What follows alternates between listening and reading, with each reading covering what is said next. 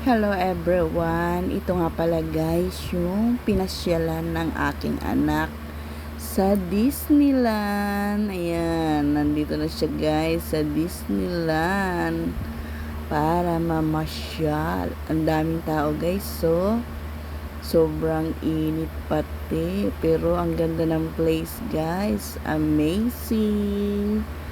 Ayan, panoorin nyo guys, samahan nyo akong panoorin ang mga tanawin dito sa Disneyland Hong Kong. Ayan, pumunta dito guys ang aking anak para magbakasyon. Ayan, ito na yung second batch guys ng video ng aking anak sa kanyang pamamasyal sa Disney.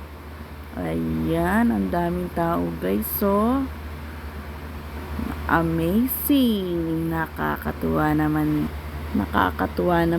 guys. Ayan, ang ganda guys, diba?